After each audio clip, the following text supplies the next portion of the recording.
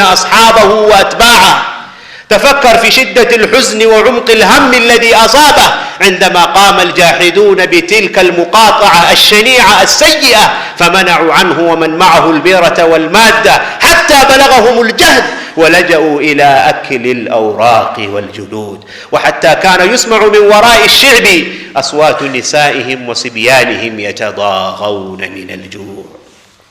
لا أظنك تنسى أيها المؤمن يوم اجتمع عليه السفهاء يسبونه ويصيحون به ويرمونه بالحجارة حتى اختضب نعلاه بالدماء صلوات ربي وسلامه عليه، فلما رجعوا عنه دعا بذلك الدعاء المشهور الذي يدل على امتلاء قلبه كآبة وحزنا، فقال بأبي هو وأمي: اللهم إليك أشكو ضعف قوتي وقلة حيلتي وهواني على الناس يا رب المستضعفين، يا أرحم الراحمين يا رب المستضعفين أنت ربي، إلى من تكلني؟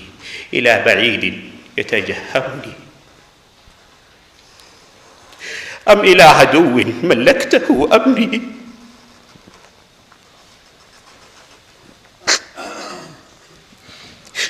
إلى من تكلني؟ إلى بعيد يتجهمني أم إلى عدو ملكته أمري؟ إن لم يكن بك غضب علي فلا أبالي،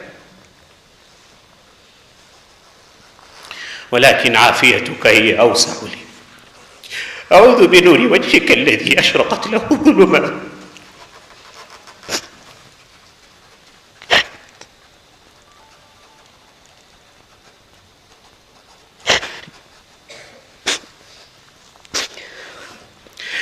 أعوذ بنور وجهك الذي أشرقت له الظلمات وصلح عليه أمر الدنيا والآخرة أن تنزل بي غضبك أو يحل علي سخطك. لك العتبى حتى ترضى.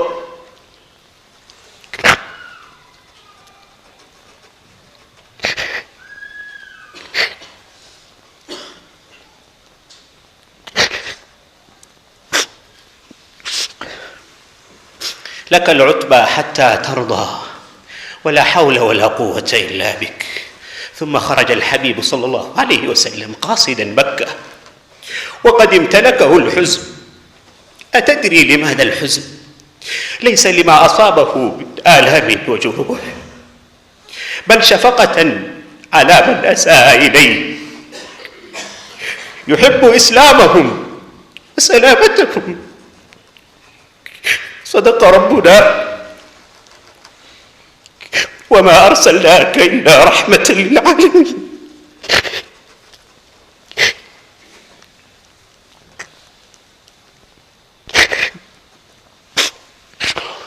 وما أرسلناك إلا رحمة للعالمين. فلما بلغ قرن المنازل بعث الله إليه جبريل وملأ معه ملك الجبال يستأمره في أن يطبق الأخشبين على أهل مكة. أتدري ماذا قال؟ جواب يفوق الخيال، جواب يدل على عظمته.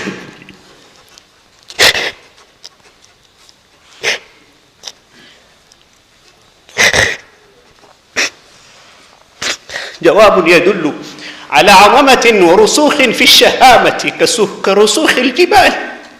قال بأبي هو وأمي: بل أرجو أن يخرج الله عز وجل من أصلابهم من يعبد الله عز وجل لا يشرك به شيئا. صلى عليك الله يا علم الهدى، واستبشرت بقدومك الأيام، هتفت لك الأرواح من أشواقها، وزينت بحديثك الأقلام. إن كنت تحب رسول الله صلى الله عليه وسلم فاتبع سنته وأطع أوامره ودافع عن شخصه الكريم، ولا تنسى الصلاة عليه أبدا. اللهم صل وسلم على سيدنا رسول الله. محمد تحن إليه القلوب، محمد تطيب به النفوس، محمد تقر به العيون، محمد صلى الله عليه وسلم تسيل لذكره الدموع. صفاته تحملك على محبته، وشمائله تدفعك لزيادة تعظيمه، ومكارم أخلاقه تدل على علو شأنه. أحلم الناس محمد، وأكرم الناس محمد، وأعدل الناس محمد، وأعف الناس محمد، وأسخى الناس محمد، وأشدهم حياء محمد صلى الله عليه وآله وصحبه وسلم. كن محبا لرسول الله حتى تلقى الله. بارك الله لي ولكم في القرآن العظيم، ونفعني وإياكم بما فيه من الآيات والذكر الحكيم.